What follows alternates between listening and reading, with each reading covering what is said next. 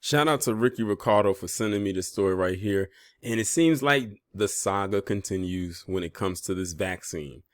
And by me just saying that, you pretty much already know where I'm headed with this. And to be honest, I'm not even shocked at all with the antics and the tactics that they are using when it comes to this vaccine, even though it is not to be trusted. But anyway, this article is coming from CNBC, and it says, yes, your boss can fire you if you refuse to get a COVID-19 vaccine. And it was posted on December 7th, 2020.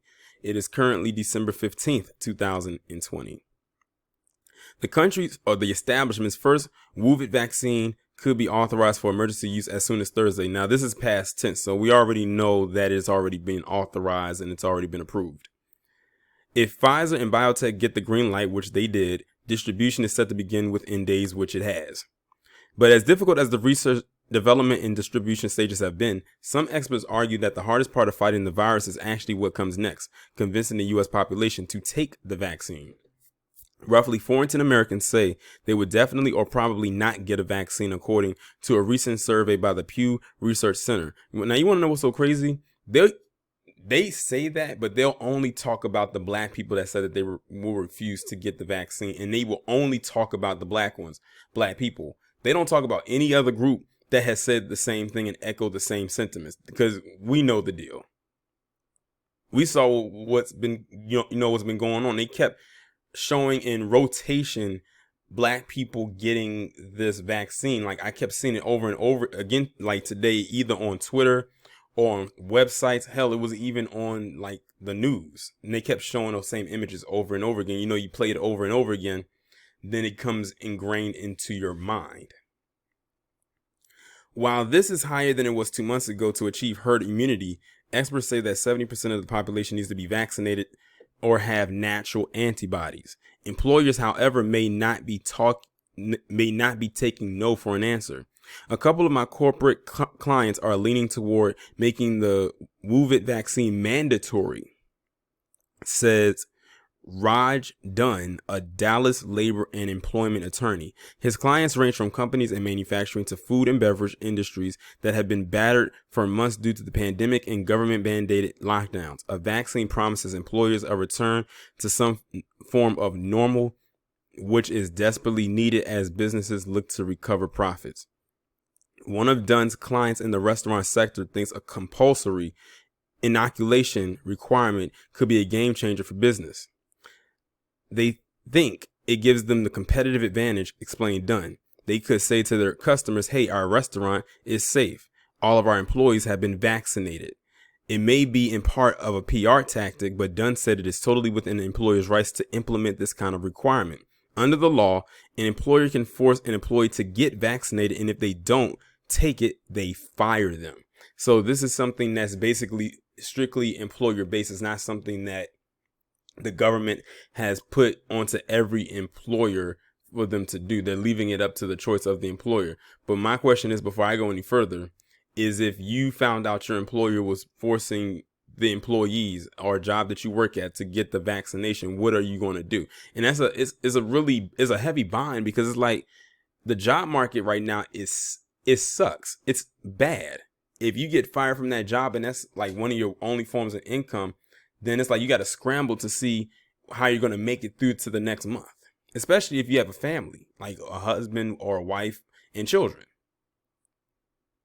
And it puts you in a heavy bind. And then it's like, if you do take it, it's a risk that you're taking, because remember the video I just recently did about the CEO of Pfizer talking about, well, I don't want to cut the line. How are you going to trust to take something that you developed and you're not taking, or your executive board is not taking, but you expect everyday citizens to take this particular vaccine?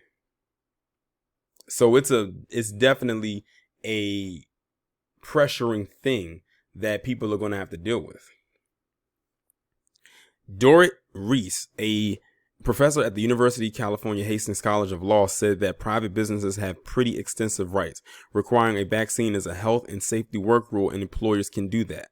Take the healthcare system. Dr. Hannah L. Salih, who oversees a clinical trial for Moderna's vaccine candidate, believes hospitals could eventually make WUVID inoculation a condition of employment similar to how the annual influenza vaccine is required of all medical staff. See, some people are more, how can I put it? They're more open to taking the flu vaccine than they would take this, because the flu's been around for years. The flu is most likely limited to a particular season. This, what we're dealing with right now, is still in its early stages of it, because we don't know how many strains of it is. Someone was telling me it might have been 6 strains that has happened this year alone since March. And as you can see, this thing is deadly. So it's a risk that you're taking. So it's like you literally are out there to dry. You don't know what to do. It's like if you don't take it, they'll fire you. Then you're left ass out for the most part. And if you do take it, you're running the risk of a side effect. And what if you are a person that's allergic? Because they said that if you have allergies, you should not be taking this vaccine. So what of that? Then you got to probably show, document, and proof that you have some kind of an allergy and you cannot take it. This is Pandora's box is wide open right now, and it has been for the last few months, and who knows what's bound to crawl out of it or fly out of it next. But I can see why they're trying to, especially go after the medical staff when it comes to this, though, because they work with people and patients, which is basically what they've been showing all day on the news. We all have to demonstrate that we took our flu shot before we go out and see our patients on the wards, said El Sali. When we are sick, we cannot deliver vital functions to the community. There are, however, a few notable exceptions to this kind of blanket requirement.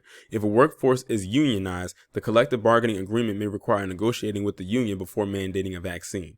Anti-discrimination laws also provide some protections. Under the Americans with Disabilities Act, workers who don't want to be vaccinated for medical reasons are eligible to request an exemption. In this case, an employer would have to provide reasonable accommodations, such as allowing the employee to work remotely. Under Title VII of the Civil Rights Act of 1964, if taking the vaccine is a violation of a sincerely held religious belief, they too would potentially be able to opt out. When the FDA meets this week, they will decide whether to grant an emergency use authorization or an EUA to Pfizer and BioNTech. It may seem like semantics, but an EUA is not the same thing as a full approval. An emergency use authorization is not a license, said Reese. There's a legal question as to whether you can mandate an emergency observation. The language in the act is somewhat unclear on that. Mandatory vaccination protocols, therefore, may have to wait until the FDA completes the entire approval process for the Pfizer BioNTech vaccine. What is clear, however, is that if an employer does choose to mandate the WUVID vaccine, a company is not liable should an employee develop side effects from a vaccine. Instead, experts say that any claims would be routed through workers' compensation programs and treated as an on-the-job injury. Well, that's probably the only good thing that they can say right there. So basically, they said if the employer gets a side effect from this vaccine, they're not going to hold them responsible for it. And they shouldn't. Like, that would be messed up if they held them liable for that. How are you going to hold a person liable for something they can't control? For now, Dunn is advising his clients to wait 3 months until after a significant number of the population has been vaccinated. In the meantime, some of the businesses Dunn represents are considering incentives instead. There are a few carrots that employers could offer. One option is that if you get the vaccine, you don't have to have your temperature taken every day, or you don't have to wear the same level of PPE. Reese said. There's also talk of offering financial perks to employees who opt in taking the vaccine. Dunn said some of his clients, including a restaurant and one company in the manufacturing sector, are seriously considering giving a cash bonus to employees who get inoculated. And they've been saying that a lot. Been saying like how they want to pay people to take this vaccine and give these cash rewards for taking this vaccine. Look at all the stuff that they're doing to get people to take it, because this is one of those times where people really, really are questioning this thing. Because like I said in another video, you've had how many diseases and illnesses over the years, cancer, AIDS, HIV, around for years. And all they have is some treatments, but they don't have a vaccine for that. But now all of a sudden you develop a vaccine within the same year of the virus literally taking over globally. and then the CEO of Pfizer and what he said. And they're not gonna, and I've said this before and I'll say it now. They're not gonna put out there the side effects that people are facing. You'll hear about it, but then, if they don't actually show it, then people will say that you're lying or you're trying to sway people from taking it. Look at how they reacted to Letitia Wright when she posted up that video on her social media account. They literally dragged her through the mud and back and then did it again. All because she was questioning what this vaccine contains and what if it was safe and how risky it is to take it. And now you have people labeling people as anti-vaxxers. I think I saw the recent one, most recent one I saw was about Jim Carrey, and they said that he was an anti-vaxxer. Like, they're trying to make that a label. Like, if you discriminate against this vaccine, then you're a bad person. Or my favorite one, they're going to cancel you. It's gotten to that point. I said, well, if y'all feel like that, I want to see a video of you taking the vaccine. Because since y'all are pro-vax, I would like to see it. And for those who still refuse, rather than firing them, reset employers could require that they complete an educational course that delves into efficacy, data, and the experience of participants. Yasir Batavi, a 24-year-old living in the Boston area, was one of 30,000 people who joined the trial for the Moderna vaccine. Despite initial concerns about the potential side effects, he said he's no longer worried. I'm not too concerned about actual long-term effects, said Batavi. From most vaccination trials that any adverse events show up in the first couple of months. Ultimately, the U.S. is still in the midst of an employment crisis.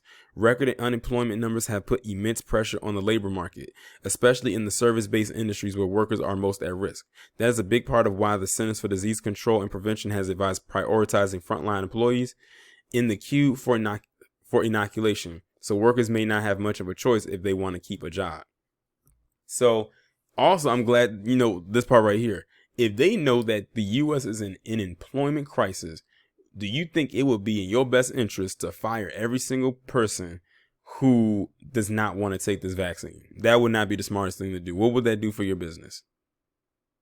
In this economy as it is right now, you can't even afford to fire one person. Now, imagine if you are an essential worker, like you have to go to work no matter what. They gonna get it. They gonna get that vaccine. Like, they're getting it now. Like, all the people who work in the medical field, they're gonna have to take it. They're going to have to take it. Now, that's just where it starts at. Now, it makes me wonder, where is it going to be a couple months from now? Because they're doing it like I guess you can say in a hierarchy type of thing of as far as the level of importance, and then scale it down and moving on down. Because I think, and don't quote me on this, that in like February or somewhere around that time, then it's going to start trickling out of people who work in the medical field, like hospitals and doctors, and then start moving down to like teachers and people who work around kids. And then after that, it works its way to everybody else, because they're saying that they're trying to get everybody vaccinated by March, April, somewhere around that time. That's what they're trying. That's what they're pushing for. But we'll see. We shall see what happens. But y'all let me know what y'all think about this down in the comments. Like, share, subscribe, and I will talk to you in the next one.